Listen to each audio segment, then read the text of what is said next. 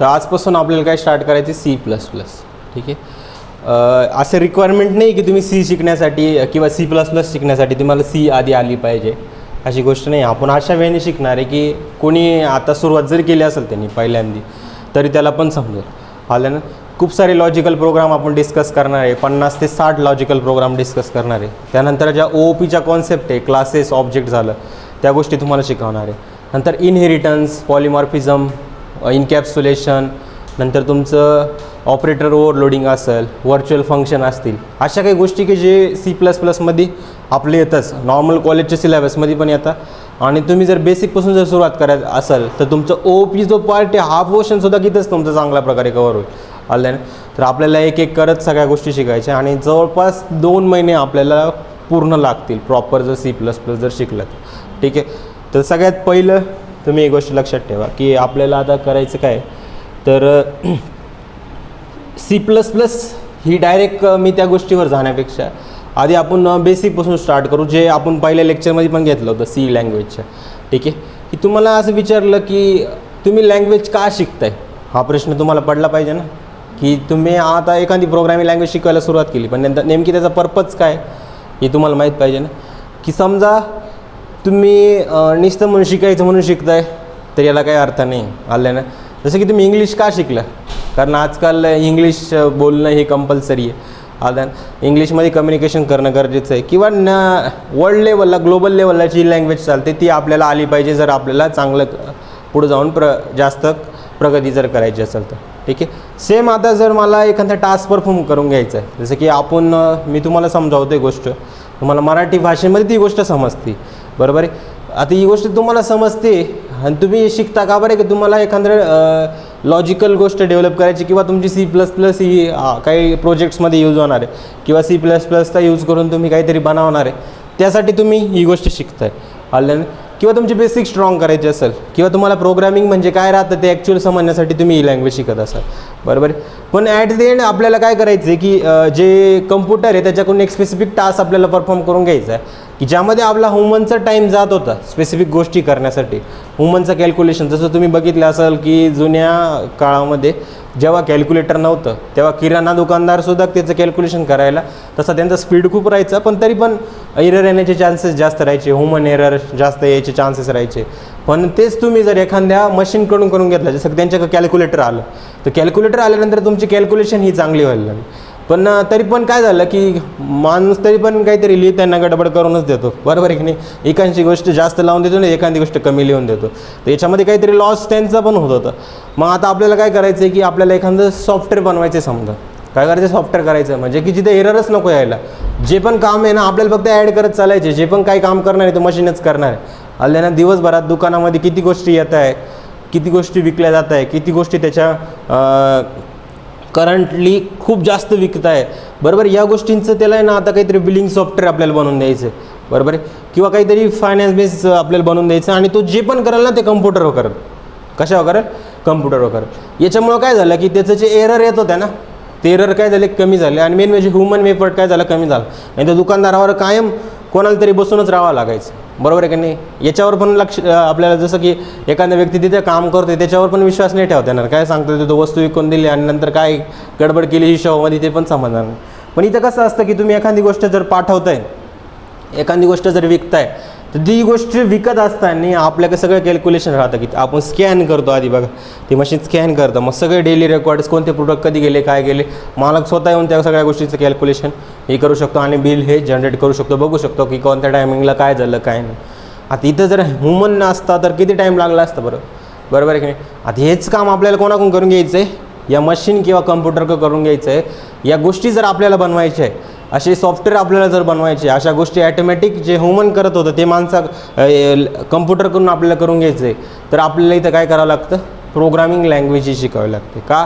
कारण मशीनला समजते की आपली नॉर्मल लँग्वेज नाही समजू शकते. NLP बेस Alexa जर बिल्ट इन Alexa असेल तर तो तुम्हाला रिस्पॉन्स देईल, पण ॲट द एंड तो मशीनला इन्स्ट्रक्शन देऊन त्याला पण दुसरीच भाषा समजते. आलं ना. तिने NLP काम करते, नॅचरल लँग्वेज प्रोसेसिंग, आलं ना. किंवा AI तुमचं तिथे काम करते, जे ॲटोमॅटिकली ह्युमनचा त्याला असं ट्रेन केलं गेलेलं आहे की ह्युमनचा आवाज जर आला तर अशा प्रकारे तुम्हाला रिस्पॉन्स द्यायचा आहे, बरोबर आहे की नाही. तो तिथे तसा बिल्ड केला गेलेला आहे. ते पण एक काय, त्या बिल्डिंग करण्यासाठी पण काय लागते तुम्हाला, कोडिंग ही लागणारच. दुसरी गोष्ट तुम्ही बघा की कोणतंही सॉफ्टवेअर, जसं की मी बिलिंग सॉफ्टवेअर बनवण्याची गोष्ट सांगितली, जे बिलिंग काम आपण ह्युमन करत होता त्याच्यामध्ये खूप जास्त एरर येत होते. आता ते एरर आपल्याला मिनिमाइज करायचं आहे, किंवा ते कामासाठी खूप जास्त टाईम जात होता, त्याच्यामुळे गिराईक हे पेंडिंग राहायचे आले ना.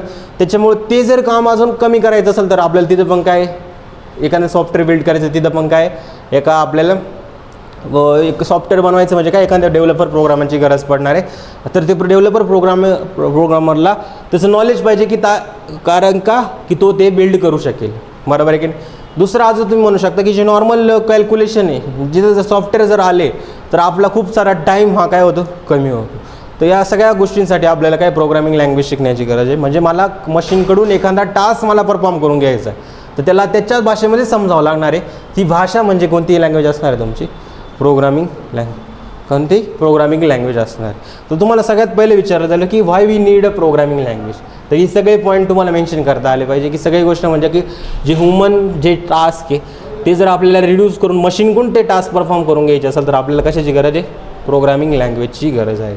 कशाची गरज आहे, प्रोग्रामिंग लँग्वेज. ठीक आहे. तर प्रोग्रामिंग लँग्वेज काय असतं हे तुम्हाला समजलं आहे. ठीक आहे. आणि कोणत्या कोणत्या प्रोग्रामिंग लँग्वेज असतात मग. ठीक आहे. प्रोग्रामिंग लँग्वेज म्हणजे जसं की आपण बोलतो आहे, आपल्याला मराठी भाषा समजते म्हणून आपण मराठी भाषेमध्ये बोलतो आहे. हल्ले जर आपल्याला हीच गोष्ट हिंदीमध्ये बोलायची असते तर हिंदीमध्ये पण बोललो असतो. आपल्याला इंग्लिशमध्ये बोलायचं तर इंग्लिशमध्ये बोलत असतो. आपल्याला ज्या लँग्वेज कम्फर्टेबल आहे त्या लँग्वेजमध्ये आपण बोलू शकतो. पण जेव्हा मशीनसोबत आपल्याला कम्युनिकेशन करण्याची गरज पडते तेव्हा जी लँग्वेज यूज केली जाते त्यालाच आपण काय म्हणतो, किंवा आपल्याला जे पण मशीन आहे ज्याच्यावर आपण टास्क परफॉर्म करणार आहे तेव्हा जी पण लँग्वेज आपण जी पण लँग्वेजद्वारे आपण त्याच्यासोबत इन्स्ट्रक्शन देतो, कम्युनिकेशन करतो, त्या लँग्वेजलाच काय म्हणतो आपण, प्रोग्रामिंग लँग्वेज असं म्हणतो. ठीक आहे. तर ही प्रोग्रामिंग लँग्वेज कोणत्या कोणत्या असतात, तर तीन आपले एक असते, एक हाय लेवल लँग्वेज असते आणि एक तुमची लो लेवल लँग्वेज असते. असे दोन प्रकारचे लँग्वेज तुमच्या असतात. तर हाय लेवल लँग्वेज म्हणजे काय की जे आपल्याला समजते. ऑलमोस्ट जेवढ्या पण प्रोग्रामिंग लँग्वेज आहे तुम्हाला कोणत्या फॉर्ममध्ये दिसेल, हाय लेवल फॉर्ममध्ये दिसतील. तर तीन प्रकारचे लँग्वेज असतात. एक असते तुमची हाय लेवल लँग्वेज. कोणती असते, हाय लेवल लँग्वेज. ठीक आहे. दुसरी तुमची काय असते, असं म्हणू शकता की मिड लेवल लँग्वेज तुम्ही म्हणू शकता, मिड लेवल लँग्वेज. ठीक आहे. आणि त्याच्यानंतर तुम्ही म्हणू शकता लो लेवल लँग्वेज.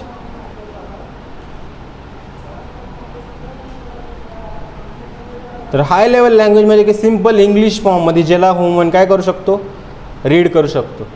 काय ह्युमन त्याला काय करू शकतो, रीड करू शकतो. तर मोस्ट ऑफ दी ज्या प्रोग्रामिंग लँग्वेज तुमच्या असतात त्या कोणत्या असतात, तुमच्या हाय लेवल लँग्वेज झालं. जसं की तुम्ही म्हणू शकता की पायथॉन एक तुमची झाली. ठीक आहे. C++ पण तुमची झाली, नंतर जावा पण तुमची झाली. आणि आपण जी सी यूज केली ना ती कुठंतरी मिड लेवलमध्ये पण येते आणि कुठंतरी हाय लेवलमध्ये पण येते तुमची. ठीक आहे. अशी लँग्वेज जी ह्युमन काय करू शकतो, रीड करू शकतो, त्याला काय म्हणतो आपण, हाय लेवल लँग्वेज म्हणत असतो. नंतर मिड लेवल लँग्वेज म्हणजे असेंब्ली लँग्वेज असते तुमची. काय असते, असेंब्ली लँग्वेज तुम्ही म्हणू शकता, जी ना मशीनच्या थोड्या नजदीक राहते, जवळ असते असं म्हणू शकता तुम्ही. ठीक आहे. मशीनच्या थोडी जवळ असते. तुम्ही जर assembly level language, embedded C जर लँग्वेज माहीत असेल तुम्हाला, कोणती, एम्बेडेड सी अशी एक लँग्वेज असते जी काय मिड लेवल लँग्वेज असते तुमची. कोणती लँग्वेज असते, मिड लेवल लँग्वेज, ज्याद्वारे तुम्ही मशीनला लवकर इन्स्ट्रक्शन देऊ शकता. मशीनच्या एकदम जवळची लँग्वेज तुम्ही म्हणू शकता. आणि मशीनला इन्स्ट्रक्शन ॲट द एंड कशामध्ये समजता, मशीनमध्ये असतात ट्रान्झिस्टर. कोण असतं, ट्रान्झिस्टर. त्या सिग्नलला तो सेव्ह करतो आणि ते सिग्नल कोणते असतात तुमचे, 0 आणि 1च्या फॉर्ममध्येच तुम्हाला मोस्टली सिग्नल मिळतील. कसे, 0 आणि 1च्या फॉर्ममध्येच तुम्हाला जे सिग्नल आहे ते मिळतील. तो लो लेवल लँग्वेज म्हणजे काय, तुमची बायनरी लँग्वेज तुम्ही म्हणू शकता, जिथे 1 0 1 0 1 1 0 1 0 1 अशा फॉर्ममध्ये तुम्ही लिहू शकता. ठीक आहे. पण तुम्ही म्हणशाल सर आपल्याला हाय लेवल लँग्वेजचीच का गरज पडली किंवा असेंब्ली लेवल लँग्वेजचीच का गरज पडली, आपण पूर्ण कोड लो लेवल लँग्वेजमध्ये नाही लिहू शकत का, काय वाटतं तुम्हाला, लिहू शकतो लो लेवल लँग्वेजमध्ये, नाही का, कारण माणूस हा नंबर हे लक्षात ठेवू शकत नाही जास्त का. आल्यानं माणसाला जे समजतं ते कशामध्ये समजतं, एक इंग्लिश फॉर्ममध्ये जे लिहिशाल तुम्ही त्या फॉर्मॅटमध्ये त्याला समजतं. ठीक आहे. तर इंग्लिश, पायथॉन, C++ किंवा जावा या अशा लँग्वेज आहे की थोडंसं इंग्लिश पण आहे, थोडंसं सिंटॅक्स त्यांचा वेगळा आहे, पण ते आपण शिकू शकतो. असं एवढं अवघड पण नाही की आपण शिकू नाही शकत. आलं ना, थोडंसं एफर्ट मारला तर तुम्ही पण शिकू शकता, बरोबर आहे की नाही. पण ही असेंब्ली लँग्वेज पण आपण एकेकाळी शिकू शकतो. पण ही लो लेवल लँग्वेज शिकणं म्हणजे ना माणसाचं एवढी पावरच नाही की तुम्ही नंबरला लक्षात ठेवू शकतो. लिहू शकता का तुमचे 20पर्यंत पाठ व्हायची हालत खराब होऊन जाते. तुम्ही कुठं या नंबर लक्षात ठेवणार आहे 0 आणि 1चे, बरोबर आहे की नाही. तर माणसाला जी सवय लागली ती कोणती, हाय लेवल लँग्वेजमध्ये किंवा इंग्लिशमध्ये किंवा असा फॉर्मॅट की जो थोडासा मिक्स असेल, आलं ना. तर आपल्याला हे समजलं की नंबर का आपण लक्षात ठेवू शकत नाही, का लो लेवल लँग्वेज आपण यूज करू शकत नाही. पण तुम्ही म्हणशाल सर मशीनला तर लो लेवल लँग्वेजच समजते, बरोबर आहे की नाही. मशीनला काय समजतं, 0 आणि 1च्या फॉर्ममध्ये समजतं. मग आता असा कोण आहे की जो याला ट्रान्सलेट करणार आहे, बरोबर आहे की नाही. कारण हे आपण जो कोड लिहिणार आहे कोणता, C++मध्ये जो पण कोड लिहिणार आहे, तर हाय लेवल लँग्वेजमध्ये आधी मी येईल, प्रोग्रामिंग लँग्वेज पण येईल. पण मला हे सांगायचं की ॲट द एंड आपल्याला जे शिकायचं काय आहे ते कुठे यूज होतं ते मला सांगायचं. सगळ्यात पहिले बघा की आपला एखादा प्रोग्राम आहे, जसं की मी एखादा हाय लेवल लँग्वेजमधला कोड लिहिलं. ही कोणती आहे, हाय लेवल लँग्वेज, ठीक आहे. तर ही हाय लेवल लँग्वेज आहे, याला जर तुम्हाला काय करायचं आहे, लो लेवल लँग्वेजमध्ये कन्वर्ट करावं लागेल. तर डायरेक्ट तर नाही होणार, कोणी असा अंतर्मंतर जादू मंतर तर नाही, तो डायरेक्ट काय करेल की हाय लेवल लँग्वेजला डायरेक्ट लो लेवल लँग्वेजमध्ये कन्वर्ट करेल. कारण मशीनला काय समजतं, मशीनला एवढंच समजतं, काय समजतं की 0 आणि 1च्या फॉर्ममध्ये जे सिग्नल येते ते माझे, 0 आणि 1च्या फॉर्ममध्ये जे सिग्नल येतील माझे, ठीक आहे. ठीक, अशा प्रकारे काय असते तुमची, कोणती असते तुमची लो लेवल लँग्वेज, कोणती असते, लो लेवल लँग्वेज. तर ही लो लेवल लँग्वेज म्हणजे काय की तुम्हाला मशीनला इन्स्ट्रक्शन द्यायचे आणि मशीन काय करेल मग याला ॲज अ इन्स्ट्रक्शन म्हणून समजेल आणि तो काय समजेल, तुम्हाला एक आउटपुट जनरेट करून देईल. पण इथं कोणीतरी पाहिजे ना. मला सांगा, जर पुतीन काही गोष्टी बोलत आहे आणि मोदीजींना जर त्यांची लँग्वेज येत नाही तर मोगांमध्ये संभाषण फक्त हसायचंच होईल, बरोबर आहे की नाही, बरोबर आहे की नाही. कोणीतरी काहीतरी पाहिजे, फेस एक्सप्रेशनवरून तर सगळ्या गोष्टी अंडरस्टँड नाही होणार. तसंच ते कम्प्युटरमध्ये तुम्ही हाय लेवल लँग्वेजमध्ये एखादा कोड लिहिला, जसं की काय लिहिलं मी, C किंवा C++ किंवा जावा किंवा तुम्ही पायथॉनमध्ये एखादा कोड लिहिला आहे, तर हा डायरेक्ट याला नाही समजणार आहे मशीनला, डायरेक्ट 0 आणि 1मध्ये नाही होणार. तर इथं तुम्हाला काय गरज पडते, एक गरज पडते, एक तर कंपायलर पाहिजे. काय पाहिजे तुमचं, कंपायलर तुमचं पाहिजे, किंवा तुमचं काय पाहिजे, इंटरप्रेटर पाहिजे. काय पाहिजे, इंटरप्रेटर. तर हे दोन गोष्टी तुम्हाला पाहिजे की जो काय करेल तुमच्या कोडला कुठे एरर आलं, सगळ्या गोष्टी बरोबर लिहिल्या आहे का नाही, लँग्वेजचे रूल सगळे फॉलो करतो आहे का नाही, बरोबर आहे. जो काय करेल ट्रान्सलेट करायचं काम करेल, हा काय करेल तुमचं ट्रान्सलेट करायचं काम करेल, ट्रान्सलेट करायचं काम करेल. आणि ट्रान्सलेट करून तो कशामध्ये कन्वर्ट करेल, तुमचा हाय लेवल लँग्वेजमध्ये जो कोड लिहिलेला आहे त्याला काय करेल, तो कंपायलर काय करेल, एक तुमचा एक इंटरमिडिएट कोड पण जनरेट करतो. इथं कोणता इंटरमिडिएट कोड असतो, इंटरमिडिएट कोड. तो इंटरमिडिएट कोड तुम्ही मी जसं तुम्हाला सांगितलं की Cमध्ये ऑब्जेक्ट फाईल एक तयार होते, जावामध्ये डॉट क्लास नावाची फाईल तयार होते, आणि तुम्ही जर पायथॉनमध्ये एखादा कोड लिहिला तर तिथं .pyc म्हणून एक फाईल तयार होते, तो इंटरमिडिएट कोड असतो. मग हा इंटरमिडिएट कोड परत ट्रान्सलेट करावा लागतो आपल्याला 0 आणि 1च्या फॉर्ममध्ये, ठीक आहे. तर अशा प्रकारे तुमचं काय कंपायलर काय करत राहतं, ॲज अ ट्रान्सलेटर म्हणून काम करत असतं. इथं दोन गोष्टी सांगितल्या मी, कंपायलर आणि इंटरप्रेटर. तुमच्या डोक्यामध्ये काही गोष्टी बसून घ्या की प्रत्येकजण काय सांगतो, हे दोघं एकच आहे, पण दोघांमध्ये काही डिफरन्स आहे. म्हणजे डिफरन्स हाच आहे की तो काम करण्याचं ॲट द एंड आउटपुट याचे की तो चेक करून तुम्हाला काहीतरी देणार, आउटपुट देणार. पण जो तो वे वेगळा आहे दोघांमधला, कंपायलर आणि इंटरप्रेटरमधला. तो वे तुम्हाला समजावून सांगतो की कंपायलर काय असतो आणि इंटरप्रेटर काय असतो. काय कंपायलर काय असतं तुमचं, आणि दुसरी गोष्ट म्हणजे काय इंटरप्रेटर काय असतं. कोण आहे, इंटरप्रेटर, ठीक आहे. इंटरप्रेटर आणि कंपायलर. तर तुमची C लँग्वेज आहे ना, ती कोणती लँग्वेज आहे तुमची, काही लँग्वेजचे एक्झाम्पल देतो म्हणजे तुम्हाला लगेच क्लिअर व्हायला सुरुवात होईल.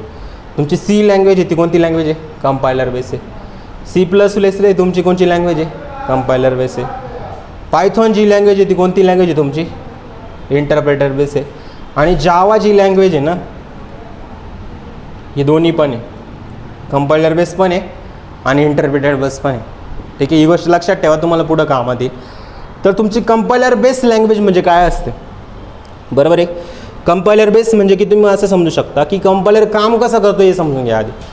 एक काम हे की तुम्ही हाय लेवल लँग्वेजमध्ये जो कोड लिहिलेला आहे त्याला लाईन बाय लाईन ट्रान्सलेट करून कशामध्ये करायचं आहे आपल्याला, लो लेवल लँग्वेजमध्ये कन्वर्ट करायचं आहे. इथपर्यंत सगळ्यांना समजलेलं आहे, बरोबर आहे.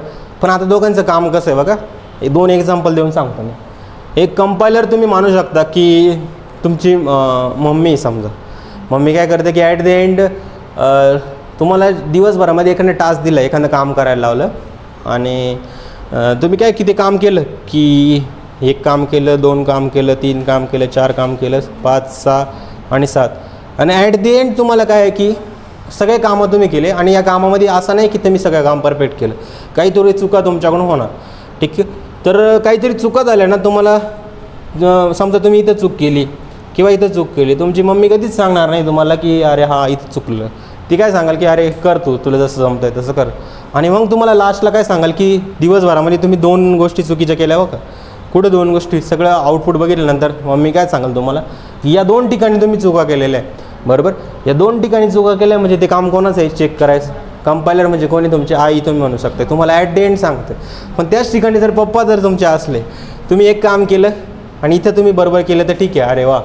आणि जेव्हा तुम्ही चुकले ना तुम्हाला तिथंच काय सांगितलं जातं, इथं चुकलं, आता आपल्याला एक टोला 100% भेटणार, बरोबर आहे की नाही. ठीक आहे, प्रत्येकाच्या वडिलांना डिपेंड करतं. माझे पप्पा असेल तर 100% टाकणार, ही मला अनुभव आहे, ठीक आहे. ठीक आहे, नंतर दुसरं कोणी असणार तर परत सांगणार, परत काय इथं चुकला परत इथे एक टोला बसणार. असं दिवसामध्ये तुम्ही जेवढे चुका करशाल तेवढे तुम्हाला टोले बसायला सुरुवात होईल. म्हणजे जिथं चुकलं तिथं सांगणं हे काम म्हणजे काय असतं तुमचं, इंटरप्रिटर असतं. आणि कंपायलर म्हणजे काय असतं, कंपायलर म्हणजे काय असतं तुमचं की ओव्हरऑल तुम्हाला ज्या पण चुका झाल्या त्या ॲट द एंड सांगणं. ॲट द एंड काम काय त्यांचं, काम काय की तुम्हाला सांगणं की तुम्ही सिंटॅक्समध्ये गडबड केली का, काय गडबड केली. जर गडबड नाही केली तर तुमचा कोड डायरेक्टली कशामध्ये होतो, पुढे प्रोसीड होतो आणि तुम्हाला लो लेवल लँग्वेजमध्ये कन्वर्ट होऊन आउटपुट तुम्हाला हे मिळतं, ठीक आहे. तर आता मी थोडंसं प्रोग्रामिंग लँग्वेजमध्ये येतो की कोणत्या कोणत्या प्रोग्रामिंग लँग्वेज कशा वेने तुमच्या व्हॅरी करतात. तर सगळ्यात पहिलं आपण सी लँग्वेजबद्दल जाणून घेऊ, ठीक आहे. डायरेक्ट मी C++ नाही जाते, मी बाकीच्या लँग्वेजबद्दल पण तुम्हाला काही गोष्टी सांगतो. तर तुमची सी लँग्वेज, ही सी लँग्वेज कशी आहे तुमची, तुम्ही असं म्हणू शकता की हाय लेवल, हाय म्हणजे मिड लेवलच म्हणू शकता तुम्ही, हाय लेवल प्रोग्रामिंग लँग्वेज आहे, ठीक आहे. आणि तुम्ही सी लँग्वेजचं जर एक्झिक्युशन बघितलं तर सी लँग्वेज तुमची कशी लँग्वेज आहे, प्लॅटफॉर्मवर काय करते, डिपेंड करते. काय करते, प्लॅटफॉर्मवर डिपेंड करते. ज्यांनी जर माझं लेक्चर बघितलं असेल, पहिलं लेक्चर सी लँग्वेजचं, त्यांना माहीत असेल प्लॅटफॉर्म डिपेंड म्हणजे काय. प्लॅटफॉर्म डिपेंड म्हणजे OSवर डिपेंड करते. आता OS म्हणजे काय, हा पण ऑपरेटिंग सिस्टीम म्हणू शकता की तुमचं एक गव्हर्नमेंट आहे जे ओव्हरऑल सगळ्या गोष्टींना मॅनेज करतं, बरोबर आहे. सगळ्या गोष्टींना काय करतं तुमचं, मॅनेज करतं. जसं की तुम्हाला एखादा डिसिजन घ्यायचं, तो डिसिजन तुम्हाला मॅनेज करता आला पाहिजे की तुम्हाला याला पुढं प्रोसीड करायचं आहे की नाही, पुढं काय करायचं आहे काय नाही, बरोबर आहे की नाही.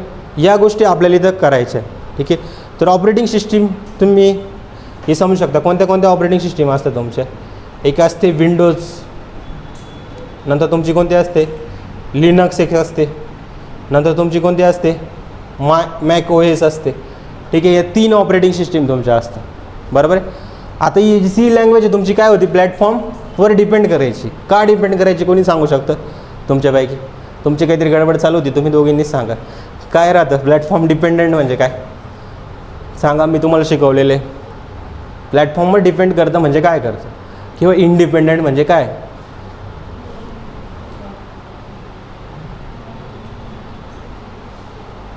तुमचा मेन इश्यू हाच आहे ना की जेव्हा मी शिकत असतो तेवढं तुम्ही काहीतरी वेगळं करत राहता, ठीक आहे. आणि मी जर क्वेश्चन विचारला तर तेव्हा तुम्हाला रिअलायझेशन होतं की अरे सरांनी तर काहीतरी सांगितलं होतं का आपल्याला, आता आपल्याला जमतच नाही. आल्यानंतर मेन रिझन हेच आहे की फोकस नाही आहे ना, बरोबर आहे. तर हे काय प्लॅटफॉर्म डिपेंडंट म्हणजे काय, जसं की मी प्रोग्राम तुम्हाला शिकवला होता की हा सी लँग्वेजमध्ये एखादा प्रोग्राम बनवला तर .c एक्सटेन्शन हे तुमचा प्रोग्राम असतो. जेव्हा तुम्ही याला कंपाईल करता ना विंडोज ऑपरेटिंग सिस्टीमवर, तर तेव्हा कोणती फाईल तयार होती तुमची, .exe. म्हणजे हा जर प्रोग्राम तुम्ही बनवलेला आहे .c मध्ये, ती .exe फाईल जर दुसरं कोणी डाउनलोड केली तर हा प्रोग्राम तिथं पण रन होईल. exe फाईल म्हणजे काय असते तुमची, एक्झिक्युटेबल फाईल असते. आणि ही फाईल तुमची कुठं रन होईल, फक्त विंडोजवरच रन होईल. कुठं रन होईल तुमची, फक्त विंडोज ऑपरेटिंग सिस्टीमवरच रन होईल. जर तुमच्या सिस्टीममध्ये विंडोज ऑपरेटिंग तुम्ही जर सॉफ्टवेअर डाउनलोड केलं असेल एखादा, तर तुम्ही बघा एखादं ॲप्लिकेशन डाउनलोड केलं, ब्राउझर तुम्ही डाउनलोड केलं समजा, तर डाउनलोड केल्यानंतर तुमची जर विंडोज ऑपरेटिंग सिस्टीम असेल ना, तुम्हाला .exe नावाची फाईल राहते, ती तुम्ही डाउनलोड करता आणि इन्स्टॉल करता, म्हणजे एक्झिक्यूट करता ॲक्च्युली त्या प्रोग्रामला. जेव्हा ॲप्लिकेशन ओपन होतं म्हणजे काय, ते ॲप्लिकेशन एक्झिक्यूट होतं, तुम्हाला एक्झिक्युटेबल फाईल दिली जाते, डायरेक्ट कोडवाली फाईल नाही दिली जात. आलं ना, तो रन केलेली फाईल तुम्हाला दिली जाते आणि ती फाईल तुम्ही डाउनलोड करता आणि तुम्ही जेव्हा ओपन करता ना, ते ॲक्च्युली रन होते. आलं ना, ती .exe वाली फाईल कशावर चालते, असे जेव्हा असतं ना .exe .out असे जे कोड असतं ना, ते ऑलमोस्ट सगळे कशावर असतं माहिती का, जर तुम्ही याच्यावर गेला लिनक्सवर गेला तर तोच सेम प्रोग्राम .out एक्सटेन्शनने एक्झिक्युटेबल फाईल तयार होईल. कोणत्या एक्सटेन्शनने, .out एक्सटेन्शनने फाईल तयार होईल. तर तुमचा सी प्रोग्राम काय, प्लॅटफॉर्मवर डिपेंड करणं म्हणजे काय, त्याच्या जे एक्झिक्युटेबल फाईल आहे ह्या ज्या आपण डाउनलोड करतो ॲक्च्युली, जेव्हा प्रोग्राम जेव्हा आपण एखादं सॉफ्टवेअर डाउनलोड करतो, तर ते सॉफ्टवेअर म्हणजे काय की तो प्रोग्राम ज्या लँग्वेजमध्ये बनवला गेला ती लँग्वेज काय तुमची प्लॅटफॉर्मवर डिपेंड करते. प्रत्येक प्लॅटफॉर्मनुसार वेगवेगळं कॉन्फिगरेशन करण्यासाठी त्याच्याकडे काय लागतं, स्वतःचं काय लागतं, एक इन्व्हायरमेंट त्याच्यामध्ये सेटल पाहिजे, तेव्हाच हा प्रोग्राम हा एक्झिक्यूट होऊ शकतो. ठीक आहे, समजलं आहे तुम्हाला प्लॅटफॉर्म डिपेंडंट म्हणजे काय. जसं की सी लँग्वेज बनवली तर .exe वाली फाईल तयार होते, तोच प्रोग्राम सेम तुम्ही लिनक्स ऑपरेटिंग सिस्टीमवर केला तर तुम्हाला .out वाली फाईल, तिथं एक्झिक्युटेबल फाईल तयार होईल. ठीक आहे, इथं तुम्हाला मी एखादं दाखवतो पण की एक कोणतेही सॉफ्टवेअर, जसं की मी क्रोम फॉर विंडोज इथं गेलो मी आणि इथं सर्च केलं मी क्रोम क्रोम फॉर विंडोज 10. ठीक आहे, जेव्हा मी इथं रन केलं तरी जर बघा डाउनलोड नाव जर मी इथं केलं, ठीक आहे 2 मिनटं, की इथं नाही दिसत ते गुगल क्रोम. ठीक आहे, डाउनलोड दी क्रोम. पण इथे जेव्हा डाउनलोड करतो आहे ना मी, तर डाउनलोड केल्यानंतर बघा इथं ना एक फाईल तयार झाली. कोणती झाली तुमची, .exe वाली झाली का. क्रोममध्ये कोणतं इंजिन असतं माहिती का तुम्हाला, क्रोममध्ये तुमचे जावास्क्रिप्ट रन होते V8 इंजिन. तो V8 इंजिनचा जो प्रोग्राम बनवला गेला आहे कशामध्ये बनवला गेला माहिती, जावास्क्रिप्टमध्ये बनवले गेले. सॉरी, V8 इंजिन तुम्ही जावास्क्रिप्टचं एक इंजिन म्हणून वापरता, जो काय करतो तुमच्या जावास्क्रिप्टच्या प्रोग्रामला एक्झिक्यूट करतो. आणि तिथे एक्झिक्यूट करण्यासाठी जो V8 इंजिन आहे, तो V8 इंजिनचा प्रोग्राम कोणत्या लँग्वेजमध्ये बनवला गेला आहे, C++ लँग्वेजमध्ये बनवलं गेलेलं आहे. आणि ब्राउझरमध्ये ते इंजिन असतं, बरोबर आहे. म्हणून तुम्ही बघा जेव्हा याला डाउनलोड केलं नाही, कोणतं आलं तुमचं, .exe वाली फाईल आली. कोणती फाईल आली तुमची, .exe वाली फाईल. आणि .exe म्हणजे काय, विंडोज ऑपरेटिंग सिस्टीमवर मी हे काय केलं आहे, डाउनलोड केलेले. तसंच तुम्ही मॅकवर जर गेला, जसं VS कोड तुम्ही इन्स्टॉल केलं, काय केलं तुम्ही, VS कोड. अजून मी नेक्स्ट लेक्चरला सांगाल VS कोडचं C++साठी कसं कन्फिगरेशन करायचं. ठीक आहे, VS कोड डाउनलोड जर तुम्ही केलं, तुम्ही VS कोड जाऊन बघा, हे काय विंडोज ऑपरेटिंग सिस्टीमसाठी तुम्ही बघितलं तर सेम VS कोड तुम्ही दुसऱ्या ऑपरेटिंग सिस्टीमवर करता, ते कोणती याच्यापैकी कोणतं तरी वेगळंच एक्सटेन्शन आहे. इथे तुम्हाला .exe वाली फाईल तयार होईल. इथं जर तुम्ही बघितलं तर तुम्हाला काहीतरी .dabRPM किंवा .gz वाली फाईल तयार होईल. तुम्ही मॅकवर गेला ना, या दोन्हीपैकी कोणतरी एक फाईल तयार होईल. म्हणजे काय, वेगवेगळ्या प्लॅटफॉर्मनुसार वेगवेगळं त्याचं डाउनलोड कॉन्फिगरेशन आलं ना, तिथे त्याला सेटअप व्हायचं तर तसं कन्फिगरेशन रिक्वायर्ड आहे, ते कन्फिगरेशन ते प्रोव्हाइड करतो आहे, बरोबर आहे. म्हणजे हे जे VS कोड जे बनवलं गेलं आहे ते कोणत्या लँग्वेजमध्ये बनवलं गेलं आहे आपण चेक करू की VS कोड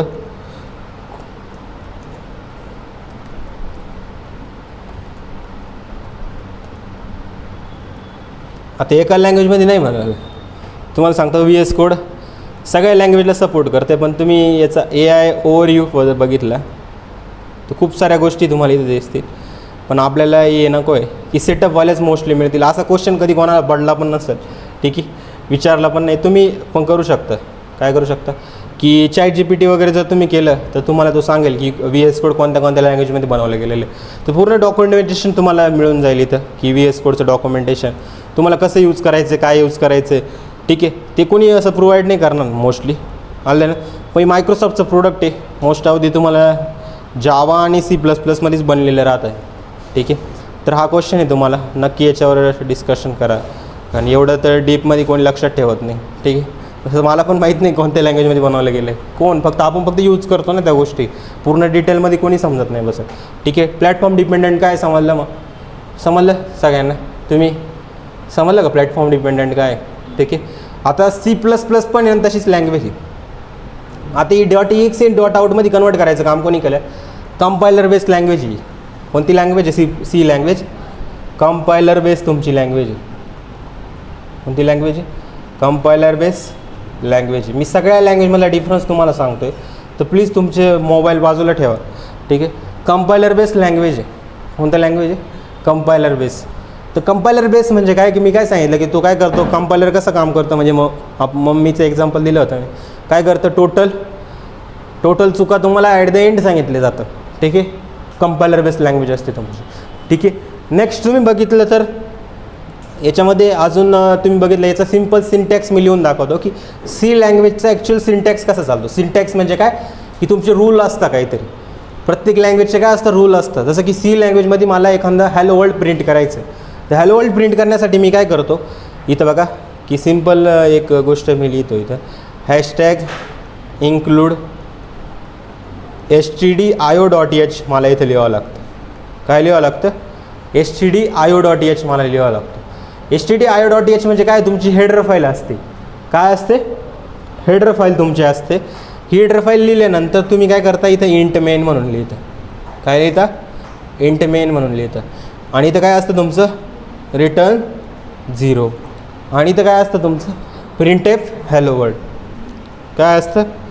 प्रिंटएफ हॅलो मी लिहितो, फक्त वर्ल्ड नाही लिहित. ठीक आहे. प्रिंटएफ हॅलो हे लिहिल्यामुळं काय, हे त्याचे रूल झाले, रेग्युलेशन झाले.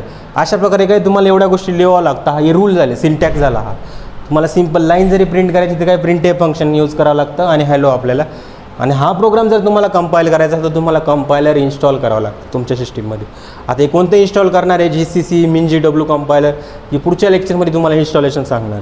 ठीक आहे. कारण हा प्रोग्राम हाय लेवल लँग्वेज आहे आणि डायरेक्ट हाय लेवल लँग्वेज असं नाही की डायरेक्ट जाऊन कन्वर्ट होईल कशामध्ये, लो लेवल 0 आणि 1मध्ये नाही होणार. आपल्याला इन्स्टॉलेशन करावं लागतं. अजून एक्सटर्नल फाईल आपल्याला डाउनलोड करावं लागतं की जे कंपायलर म्हणून काम करतं, इंटरप्रेटर म्हणून काम करतं. ठीक आहे. तर ही झाली तुमची सी लँग्वेजबद्दल माहिती. याच्यात कोणाला काही डाऊट आहे सी लँग्वेजबद्दल? ठीक आहे. बेसिक आयडिया मिळून गेली. काय एक हेडर फाईल असते, नंतर मेन फंक्शन असतं, प्रिंटएफ फंक्शन यूज करतो आपल्याला प्रिंट करण्यासाठी. आता नेक्स्ट आपल्याला जी लँग्वेज बघायची ती म्हणजे कोणती, आपली C++. कोणती लँग्वेज आहे? C++. आता C++चा वेगळा पर्पज आहे. लँग्वेजचे युजेस काय आहे, येणाऱ्या प्रत्येक जेव्हा मी तुम्हाला शिकवत जाईल तेव्हा तुम्हाला सगळ्या गोष्टी कळत जातील. ठीक आहे. लँग्वेजचा यूज तुम्हाला हळूहळू कळेल. ठीक आहे. तुमचे C++ आहे ना, तुम्ही असं म्हणू शकता की बँकिंग सॉफ्टवेअरमध्ये पण बनवले गेलेले, फिनॅकलमध्ये मोस्टली जे बँकिंग सॉफ्टवेअर आहे तिथं तुमची C++ यूज केली जाते. आता ही कोणी डिस्कवर केली, काय केली, ही हिस्ट्रीमध्ये आपल्याला जायचं नाही. नेक्स्ट लेक्चरला मी हिस्ट्री तुम्हाला सांगेल C आणि C++ कसं आलं. ठीक आहे. आता आपल्याला फक्त 4 लँग्वेजमधला डिफरन्स समजून घ्यायचं. मुलांचं हेच होतं की त्यांना 4 लँग्वेजमधला डिफरन्सच कळत नाही शेवटपर्यंत. ठीक आहे. आता C++ काय आहे तुमची, C++ काय आहे तुमची, ही पण तुमची काय हाय लेवल लँग्वेज आहे. हाय लेवल किंवा तुमची मिड लेवल पण म्हणू शकता, तुमची हाय लेवल लँग्वेज.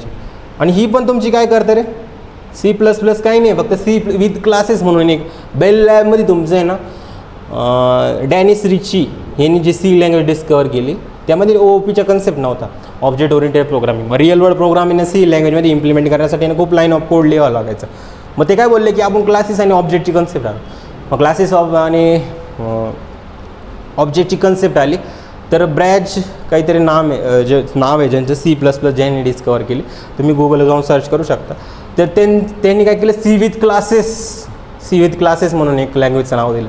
मग ती सी विथ क्लासेस पण काय थोडं वेगळंच नाव वाटत होतं. मग त्यांनी काय केलं की सीचं नेक्स्ट व्हर्जन आहे ना मग C++, मग त्याचं नाव काय दिलं गेलं, C++ म्हणून दिलं गेलं. ठीक आहे. आता ही काय तुमची C++ आहे आणि ही पण तुमची काय माहिती का, कोणती लँग्वेज आहे, प्लॅटफॉर्म डिपेंडंट लँग्वेज आहे. प्लॅटफॉर्म डिपेंडंट लँग्वेज म्हणजे काय रे, प्लॅटफॉर्म डिपेंडंट लँग्वेज जर तुम्ही बघितलं तर तुमची ही प्लॅटफॉर्मवर डिपेंड करणार आहे. प्लॅटफॉर्मवर डिपेंड करणार म्हणजे काय, परत तीच गोष्ट आली तुम्हाला मी समजावली ती. याचा जो प्रोग्राम आहे, जो तुम्ही .cp मध्ये जर एखादा प्रोग्राम जर लिहिला तर हा .cp वाला प्रोग्राम ॲट द एंड कशामध्ये कन्वर्ट होणार आहे तुमचा, एक तुमच्या विंडोजवर तुम्ही असाल तर .exe वाली फाईल तयार होईल. तीच जर तुम्ही कशावर असाल, मॅक किंवा लिनक्सवर जर असाल तर .out वाली फाईल तुमची तयार होईल. ठीक आहे. कोणी मॅक OS जर असेल तर त्यांनी बघा तिथं कोणती एक एक्झिक्युटेबल फाईल तुमची बनते. ठीक आहे, ते झालं C++ तुमची काय प्लॅटफॉर्मवर डिपेंड करणारी लँग्वेज. अजून नंतर आपण याच्यानंतर काय बघितलं होतं पॉईंट, की कंपायलर बेस आहे की इंटरप्रेटर बेस आहे. काय असेल, काय वाटतंय तुम्हाला, कंपायलर बेस असेल की इंटरप्रेटर बेस असेल? C++. जशी सी लँग्वेज सांगितली मी, ऑब्वियसली सांगून द्यायचं ना, जशी सी लँग्वेज तुमची कंपायलर बेस आहे आणि त्याचं एक एक्सटेन्शन म्हणजे C++ आहे, तर ऑब्वियसली ही लँग्वेज पण तुमची काय असणार आहे, कंपायलर बेसिस लँग्वेज असणार आहे. आणि कंपायलर बेस लँग्वेज म्हणजे काय असतं मला नाही वाटत तुम्हाला परत एक्सप्लेन करायची गरज आहे, बरोबर आहे की नाही. ठीक आहे, कंपायलर बेस लँग्वेज. ठीक आहे, तर हे झालं आपलं काय कंपायलर बेस लँग्वेज काय असतं, नंतर प्लॅटफॉर्म डिपेंडंट काय असतं आणि हाय लेवल लँग्वेज काय असतं, हे तिन्ही पॉईंट मी तुम्हाला इथे एक्सप्लेन केलं. ठीक आहे, नेक्स्ट आपल्याला काय करायचं आहे, सगळ्या गोष्टी झाल्या आपल्या. सिंटॅक्स आपल्याला बघायचं आहे की C++चा सिंटॅक्स खूप डिटेलमध्ये आपण पुढे स्टडी करणार आहे, पण तरी पण मी इथं सांगून देतो. सगळ्यात पहिलं बघा, आपण इथं लिहितो #include. काय लिहितो आपण इथं, #include IOStream. काय लिहितो, IOStream. नंतर काय लिहितो आपण, युझिंग नेमस्पेस std.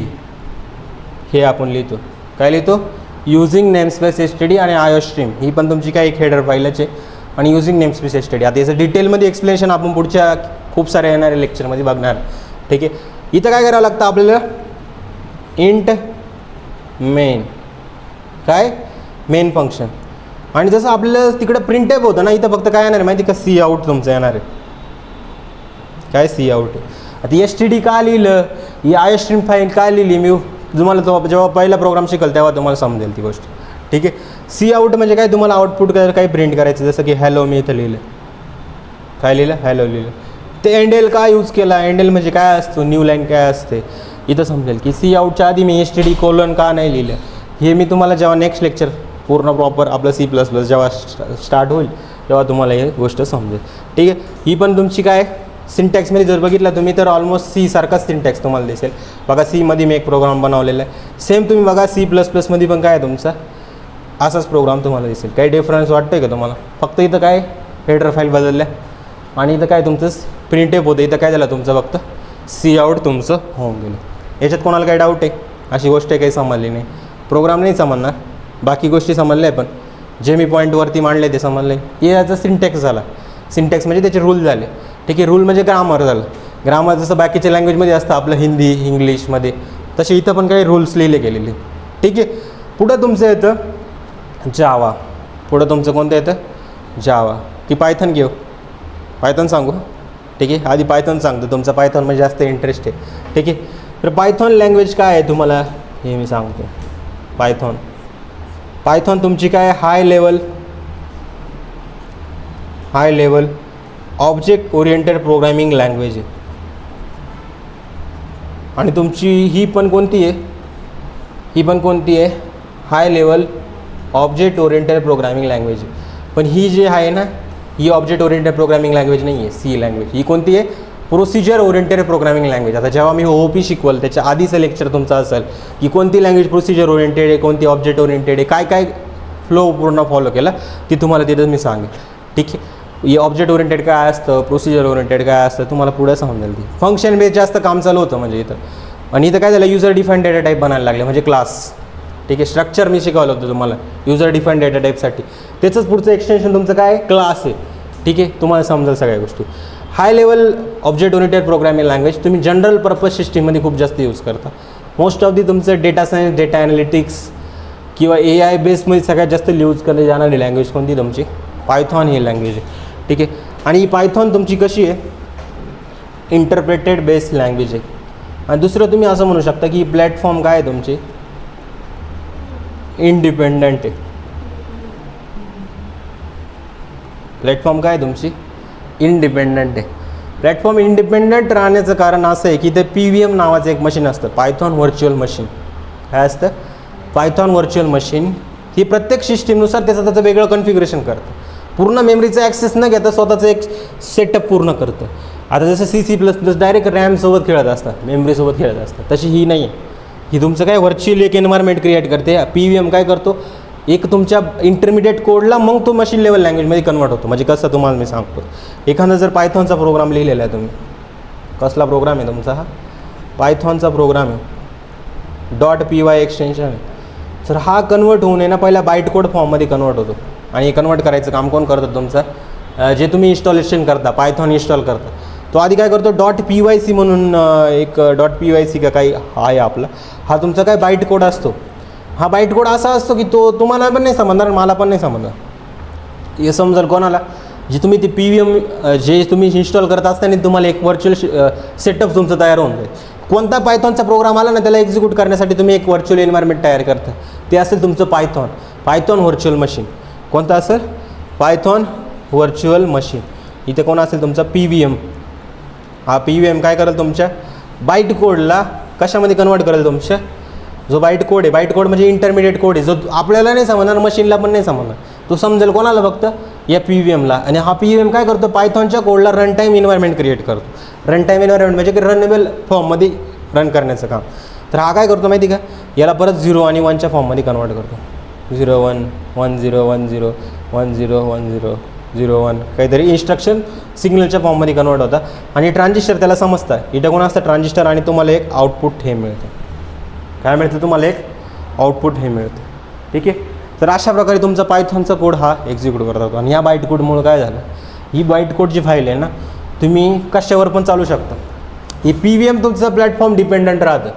काय असतं, PVM जो असतो तुमचा, हा इथे हा काय असतो तुमचा, हा काय असतो तुमचा प्लॅटफॉर्म डिपेंडंट असतो. काय असतो, डिपेंडंट असतो. पण हा जो बाईट कोड आहे तुमचा, हा काय तुमचा प्लॅटफॉर्म इंडिपेंडंट आहे. काय आहे तुमचं. म्हणून तुम्ही ना जेव्हा इन्स्टॉलेशन करता ना तुम्ही, तेव्हा python.exe म्हणून फाईल राहते. काय असते exe, कारण त्याच्यासोबत PVM पण येतं. PVM म्हणजे तुमच्या सिस्टीमला लागणारं कन्फिगरेशन, जो पायथॉनचा प्रोग्रामला रन करणार आहे. ठीक आहे. तर इथं काय PVM तुमचा असेल, हा प्लॅटफॉर्म डिपेंडंट असतो. पण तुमचा हा बाईट कोड जो जनरेट होतो ना, हा बाईट कोडची फाईल तुम्ही कशावर पण रन करा. ठीक आहे. .pyc एक्सटेन्शन असे कशावर पण रन करा, तुमचा हा चालून जाणार आहे. ठीक आहे. म्हणजे या कन्फिगरेशनमुळं तो काय बनतो, तुमचा पायथॉन प्लॅटफॉर्म इंडिपेंडंट म्हणतो. समजलं आहे, प्लॅटफॉर्म इंडिपेंडंट. कोणाला काही डाऊट आहे याच्यामध्ये, काही डाऊट आहे, डाऊट आहे काही. ठीक आहे. डाऊट असलं विचारत चला. ठीक आहे. आउटपुट तुम्हाला इथं मिळेल.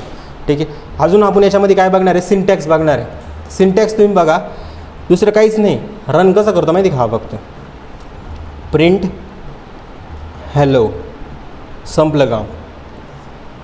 एवढी एक लाईन लिहायची, झालं काम तुमचं. बाकीच्या लँग्वेजमध्ये बघितलं काय करावं लागायचं आपल्याला हॅलोला, इथं काहीच नाही, फक्त प्रिंट हॅलो. आणि कशामध्ये .py एक्सटेन्शन फाईलमध्ये तुम्हाला हा प्रोग्राम लिहावा लागतो. ठीक आहे. याचा यूज जर तुम्ही बघितला तर AI पूर्ण पायथॉन आहे, डेटा सायन्स पायथॉन आहे, डेटा ॲनालिटिक्स पायथॉन आहे, ऑटोमेशन पायथॉन, ॲजेंटिक AI सगळ्या गोष्टींमध्ये तुमचं LLM BLLM सगळ्या गोष्टींमध्ये तुमचं काय यूज होणार आहे, पायथॉन. आजच्या दृष्टिकोनातून बघितलं तर पायथॉनसारखी लँग्वेजच नाही राहिली कोण.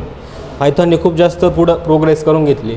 बिल्ट इन लायब्ररीज याच्यामध्ये लार्ज लायब्ररी सपोर्ट आहे, NumPy पांडाज, जे न्यूमेरिकल ॲप्रोक्शन करण्यासाठी, डेटासोबत आपल्याला खेळायचं तर डेटा मॅनेज करण्यासाठी, तुम्हाला डेटाला व्हिज्युअलाइज करायचं असेल मॅटप्लॉटलिब नावाची एक लायब्ररी राहते, स्कायकेटलर्न नावाची मशीन लर्निंगसाठी एक लायब्ररी, डीप लर्निंगमध्ये तुम्ही गेला तर तुम्हाला टेन्सरफ्लो, पायटॉर्च सारख्या लायब्ररी आल्यानंतर अशा खूप साऱ्या गोष्टी तुमच्या पुढं तुम्ही शिकत गेला. रॅग आहे आल्यानंतर, लँगचैन, लँग्राफ, लिमिटच नाही. AI शिकत बसलं माणसाला 2 वर्ष लागतात प्रॉपर AI शिकायला. ठीक आहे. आणि एक्सपिरियन्स घेता 4-5 वर्ष लागतील, तेव्हा तो कुठं जाऊन AI इंजिनियर चांगल्या प्रकारे काम करू शकतो. ठीक आहे. लोकांना असं वाटतं लगेच फ्रेशरला AI इंजिनियरला जॉब त्याच्यामुळे देते नाही. ठीक आहे. हवा आहे ती बबल येतो. As a full stack developer किंवा डेव्हलपर म्हणून तुम्हाला एंट्री यावं लागतं, किंवा डेटा ॲनालिटिक्स म्हणून तुम्ही एंट्री येता, डेटा सायंटिस्ट म्हणून तुम्ही एंट्री घेऊ शकता. मग तुम्ही तिथून प्रोग्रेस करून मग पुढच्या तुम्ही फोडत चालता पुढं गोष्टी. समजलं. असं डायरेक्ट कोणाला काम नाही भेटत आहे. समजलं. ठीक आहे. झालं तुम्हाला, झालं क्लिअर.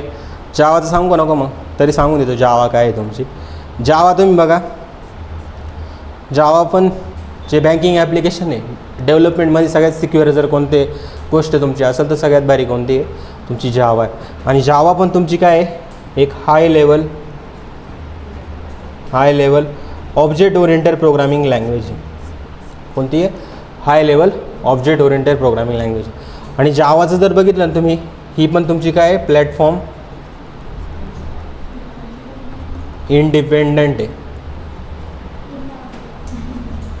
ठीक आहे, इंडिपेंडंट आहे म्हणजे का? इंडिपेंडंट असं म्हणू शकता की जावाच ही तुमची खरी जी म्हणता ना पॉवरफुल, ज्या दृष्टिकोनाने सिक्युरिटीच्या बद्दल म्हणता येईल, किंवा C++ नंतर जी लँग्वेज अशी आली की जिने प्लॅटफॉर्म इंडिपेंडंटचं नेचर बनवलं, ती कोणती तुमची? जावा ही लँग्वेज. ठीक आहे, याच्यामध्ये तुम्ही म्हणू शकता काय होतं नेमकी, हे तुम्हाला मी इथे एक्सप्लेन करतो. Web development base, enterprise application, banking application, fintech product, या सगळ्यांमध्ये तुमची जावा यूज केली जाते. आले ना? आणि जावाचा मेन पर्पज हा डेव्हलपमेंटसाठी सगळ्यात बेस्ट आहे. आले ना? जे API बेस म्हणू शकता, जे तुम्हाला AI ला पण गरज पडते. चांगल्या बॅकएंड डेव्हलपर, बॅकएंडचं पूर्ण काम तुमचं हेच करतं. Database secure, most secure API. जेवढे फिनटेक ॲप्लिकेशन आहे, फोनपे झालं, गुगल पे झालं, यांचं बॅकएंड म्हणजे कोण आहे आपला? ठीक आहे, जावा. ते जावाचा मेन पर्पज आहे. दोघांचा वेगवेगळा पर्पज आहे. लोकांना असं वाटतं की जावा संपली, पण असं काही नाही. AIचा हा वेगळा युग आहे. AIचं वेगळे मल्टिपल फील्ड तयार झाले आहेत AIमध्ये, आणि खूप सारे कामं हे तिथं व्हायला लागले.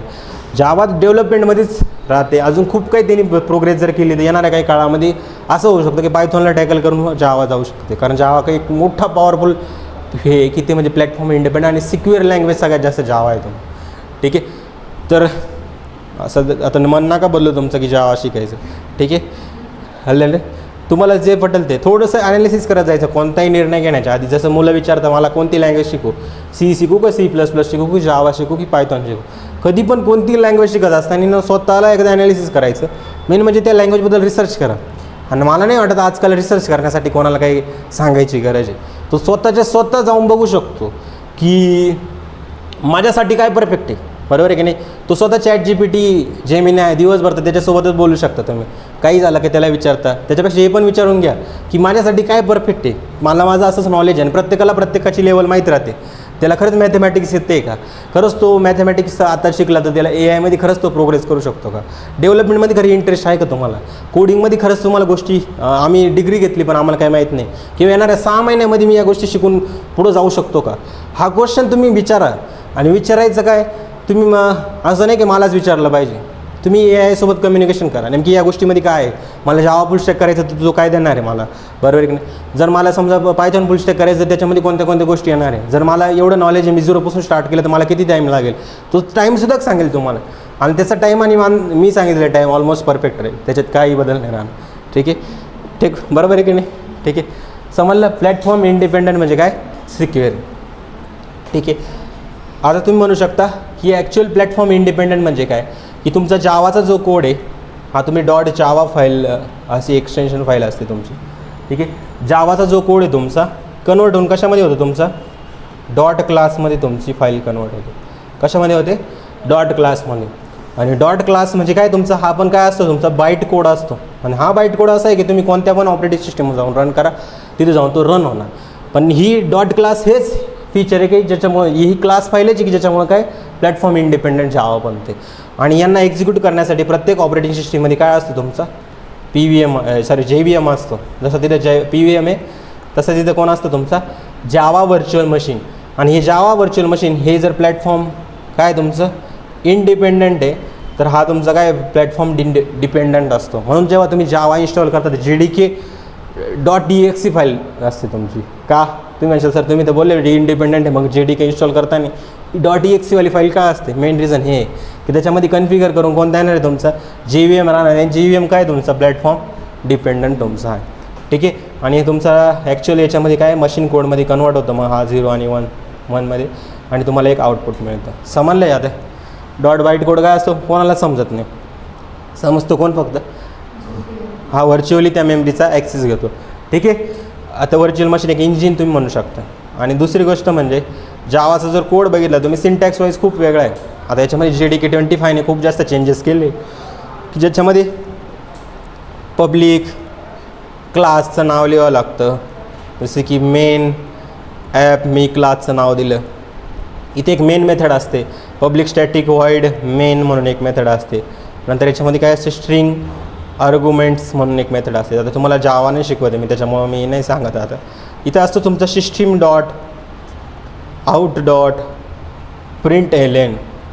आणि ही एकच लँग्वेज अशी की तुम्ही म्हणू शकता की ज्याच्यामध्ये 100% ऑब्जेक्ट ओरिएंटेड प्रोग्रामिंग लँग्वेज, 99% म्हणू शकता, कारण याच्यामध्ये काही असे की प्रिमिटिव्ह डेटा टाईपसाठी रॅपर क्लासची कन्सेप्ट असते. 99% तुम्ही मानू शकता की ऑब्जेक्ट ओरिएंटेड प्रोग्रामिंग लँग्वेज.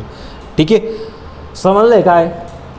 हा कोड बघितला तुम्ही जावामध्ये, नुसतं हॅलो लिहायला एवढा कोड लिहायचा असतो. पायथॉनमध्ये बघितलं किती गोष्टी. ठीक आहे, पण जी सिक्युरिटी जी कशामध्ये तुमची जावा. अजून एक की जावा कोणती बेस लँग्वेज सांगितली होती तुम्हाला मी, आठवते का? कोणती? कंपायलर बेस आहे का इंटरप्रेटर बेस आहे का दोन्ही? बोथ. कोणतं आहे? कंपायलर बेस आहे, कारण आधी तुमचं कंपाईल होतं कोड व्हाईट कोडमध्ये होतं असताना. ठीक आहे, आणि इंटरप्रेटर म्हणजे काय की जेव्हा just in compiler JIT engine असतं, जस्ट इन टाईम म्हणून, तो काय करतो तुमचा इंटरप्रेटर म्हणून काम करतो. इथं इंटरप्रेटर पण असतं, इंटरप्रेटर. आता दोन्ही तुमच्या बोथ लँग्वेज आहे जावामध्ये. ठीक आहे, तर मला असं वाटतं तुम्हाला C++ जावामधला फरक समजला असेल. सगळ्यांचा वेगवेगळा पर्पज आहे. तुम्ही एक गोष्ट लक्षात ठेवा, C++ तुम्ही म्हणू शकता की जी सिस्टीम ऑपरेटिंग सिस्टीम डिझाईन करण्यासाठी किंवा जे सिस्टीम प्रोग्रामिंग आहे किंवा सिस्टीम डिझायनिंगसाठी मोस्टली तुमची ही यूज केली जाते. किंवा गेमिंग इंडस्ट्रीमध्ये तुम्ही म्हणू शकता की C++ यूज केली जाते. पण आजकाल खूप सारे फ्रेमवर्क आले, तर याचा पण स्कोप थोडासा कमी इथं झालेला आहे. ठीक आहे, तुमची जी जावा लँग्वेज आहे किंवा पायथॉन जी लँग्वेज आहे, ही तुमची पायथॉन तर अशी की डेव्हलपमेंटमध्ये पण चालते, गेमिंगमध्ये पण चालते आणि इवन ॲटोमेशनमध्ये पण चालते. तर ठीक आहे, जावा मेनली कशासाठी तुमची एंटरप्राइज ॲप्लिकेशन बनवण्यासाठी, इव्हेंट मॅनेजमेंट ॲप्लिकेशन बनवण्यासाठी. पायथॉन तुम्ही जर म्हणला तर ही डेव्हलपमेंट बेस पण आहे, जँगो, फ्लास्क, फास्ट API असे फ्रेमवर्क आहे जे डेव्हलपमेंटमध्ये यूज होतात. आणि दुसरं म्हणजे की machine learning, AI, data science, data analytics. ठीक आहे, पुढं तुम्ही बघितलं तर किती सारे ॲटोमेशन. ठीक आहे, पूर्ण AIच्या फील्डमध्ये तुमचं पायथॉन यूज राहतं. मेन म्हणजे लार्ज लायब्ररी सपोर्ट, जे नॉर्मल कोड लिहिण्यासाठी sum of number, sum of n natural number, for loop, while loop, do while loop यांचा यूज करून तुम्ही नॉर्मल ज्या गोष्टी लिहित होता लॉजिकली पूर्ण, त्यांचे direct built in functionalities provide करून mean, mode, median, statistics, mathematical term तुम्ही इझिली रिलेट करू शकता. कोणत्या लँग्वेजमध्ये? पायथॉन लँग्वेजमध्ये. ठीक आहे, समजलं आहे. आणि जावा तुमची कशासाठी आहे? Enterprise application. याच्यामध्ये तुमचं कोणतं येतं? स्प्रिंग बूट एक फ्रेमवर्क असतं API बॅकएंडसाठी. ठीक आहे, अजून एक स्प्रिंग AI म्हणून आता आलेलं नाही मी. ठीक आहे, स्प्रिंग बूट काय याच्यामध्ये API ज्या असतात ना, API म्हणजे ॲप्लिकेशन प्रोग्रामिंग इंटरफेस, जो डेटाबेसमधून डेटा हा फेच करून तुमच्या फ्रंट एंडला देतो आणि फ्रंट एंडची रिक्वेस्ट राहते ती परत डेटाबेसमध्ये जातो. यांच्यामधला जो मेन पार्ट असतो देवाणघेवाण चालते ना, ते म्हणजे पार्ट API. ज्या सिक्युअर API बनवायचं काम कशामध्ये चालतं तुमचं? स्प्रिंग बूटमध्ये. आणि इथं पायथॉनमध्ये जर बनवायचं असेल तर कोणताही जँगो, फ्लास्क किंवा फास्ट API तुमची यूज केली जाते. ठीक आहे, समजलं आहे प्रत्येक लँग्वेजचा पर्पज. तर कोणती लँग्वेज तुम्ही चूज करणार आहे? सगळ्यात बेस्ट लँग्वेज कोणती वाटली तुम्हाला? तुमचं मत सांगा. C++, जावा की पायथॉन? कोणती लँग्वेज बेस्ट वाटली? कोणती लँग्वेज बेस्ट वाटली? कोणती वाटली? पायथॉन? कोणती बेस्ट वाटली? सगळ्याचे फीचर अंडरस्टँड केले ना, कोणती बेस्ट वाटली मग? काय सगळे सेमच वाटतं आहे? जावा कशासाठी?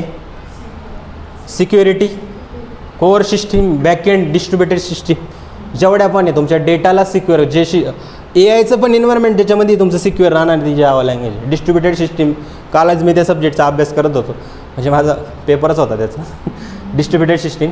तर ते मी बघितलं, ते त्याच्यामध्ये जेवढे पण यूज होतं ना, मोस्टली जावा यूज होते तुमची लार्ज डेटा स्टोअर करण्यासाठी. आले बिग डेटा ॲनालिटिक्सचं जे बॅकएंड आहे, हाडूप बिडूप, ज्या डिस्ट्रीब्युटेड सिस्टीम तुमच्या बनलेल्या आहे, डेटा इंजिनिअरिंगचं पूर्ण स्टोअरिंग करण्यासाठी जे टूल आहे तुमचं सिक्युरिटीसाठी जावा यूज केली जाते. जावाचा वेगळा स्कोप आहे, हा लोकांना समजण्याच कोणतं. जावा लोकांना अजून असं वाटतं की गेले, पण असं नाही, त्याचा पण स्कोप आहे. दुसरं म्हणजे C++ आणि C हा मोस्टली त्यांचा स्कोप बघितला ना, तर बेसिक प्रोग्रामिंग किंवा ऑपरेटिंग सिस्टीम किंवा जुने जे डेव्हलपर आहे ना, गेमिंग वगैरे त्या गोष्टीमध्ये इंडस्ट्रीमध्ये खूप जास्त त्याचा स्कोप आहे. ऑपरेटिंग सिस्टीममध्ये खूप जास्त स्कोप आहे. तर तिकडं तुम्ही एक ऑप्शन राहतो किंवा डायरेक्टली एम्बेडेड इंजिनियर, तिकडं त्याचा जास्त स्कोप आहे. ठीक आहे, मायक्रो कंट्रोलर वगैरे त्या गोष्टींमध्ये.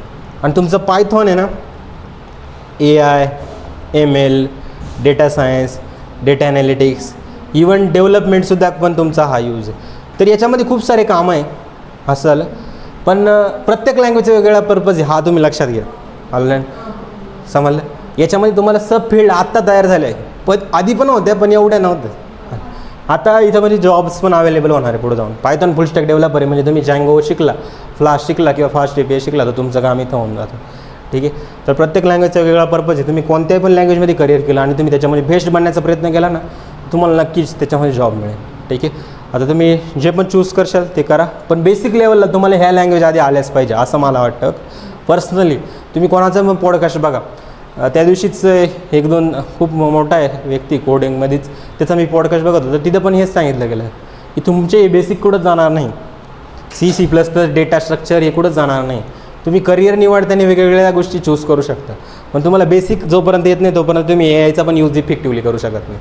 आलं ना. आणि एका कॉलेजमध्ये एखादा कोणीतरी येतो, तो काहीतरी AIवरून कोड बीड करून येतो, AI टूल शिकतो आणि स्वतःला खूप मान समजतो. आजकाल खूप झालं आहे ट्रेंडिंगली. ठीक आहे. त्याला काही येत जरी नसलं तरी तो प्रोजेक्ट बनवून मोकळा होऊन जातो. आजकाल प्रोजेक्ट बनवलेला व्हॅल्यू नाही, कोण त्याच्यामध्ये चांगला इफेक्टिव्हली समजावू शकतो त्या कोडला, कोण त्याला अजून जास्त नेक्स्ट लेवलला जाऊ शकतो. आणि नेक्स्ट लेवलला तोच घेऊन जाऊ शकतो की ज्याला नॉलेज आहे, ज्याला बेसिक पण नॉलेज आहे आणि त्याला AIचं पण नॉलेज आहे, तोच व्यक्ती पुढे घेऊन जाऊ शकतो. ठीक आहे. जसं दिसतं तो कॉपी पेस्ट करतो त्याचा कार्यक्रमच आहे. ठीक आहे. मी तर वाटच बघतो की असा माझा कोणीतरी स्टुडंट भेटावा जो मला शिकवायचा प्रयत्न करावा आणि तो कॉपी पेस्ट करून मला शिकव, मग मी बघतो पुढं काय करायचं. बरोबर आहे की नाही. ठीक आहे. तर आजच्या लेक्चरमध्ये एवढंच होतं. नेक्स्ट लेक्चरला आपण इन्स्टॉलेशन शिकू.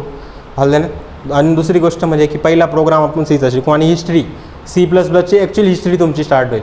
पण हे जे कन्फ्युजन हे क्लिअर करणं सगळ्यात जास्त इम्पॉर्टंट आहे. तुम्ही सकाळी जेव्हा आला ना तेव्हा मला हे दिसलं तुमच्यामध्ये तुमचं काही फिक्सच नाही अजून गोष्ट. तुम्हाला ही गोष्ट समजतच नाही की नेमकी कुठं कोणत्या गोष्टीचा यूज आहे. मला असं वाटतं ह्या लेक्चरनंतर तुम्हाला कळायला असेल पहिल्या गोष्टी, बऱ्याचशा गोष्टी. ठीक आहे. जावामध्ये गेले तरी काही प्रॉब्लेम नाही, पायथॉन बेस गेले तरी काही प्रॉब्लेम नाही, फक्त तुम्हाला त्या गोष्टीमध्ये एक्सपर्ट बनायचं आहे. आता थोडी जास्त इकडं पळापळ चालू आहे पायथॉनमध्ये. हां, पण येतील टाळ्यावर सगळे बरोबर. एक काळ येईल काहीतरी उलटापालटा होईल, पण असं नाही की दोघांमध्ये हे नाही. इथं थोडंसं एक्सपिरियन्स लोकांची गरज आहे. इथं पण तीच गरज झाली, एक्सपिरियन्स लोकांची गरज आहे. कारण कंपनीला हे नाही ठेवायचं आहे. कंपनीला काय ठेवायचं नाही की कंपनी हा विचार करेल की अरे ठीक आहे चला बघू की आपण आता एक आला आहे ट्रेनर आला आहे, मग त्याला ट्रेनिंग देऊ आणि मग त्याला हायर करू आणि मग करू. कंपनीला आज हे पाहिजे की मी तुला हे काम दिलं आहे, तुम्हाला 10 दिवसात करून देतो आहे का नाही, असे लोक पाहिजे. मग असे लोक कोण राहणार आहे ज्याला चांगलं नॉलेज आहे, ज्यांनी जास्त प्रोजेक्ट बनवलेले आणि प्रेशरनी काहीच करेल नाही राहत. प्रेशर डिग्रीच देण्यावर करत नाही, ते काय करणार, काहीतरी पेपरमध्ये लिहून येतो आणि पास होऊन जातो. ठीक आहे. तर तुम्हाला तसं बनावं लागेल ह्या गोष्टींसाठी की मुलांचा हाच प्रश्न नव्हता, तो क्लिअर होणं सगळ्यात जास्त गरजेचं आहे. ठीक आहे.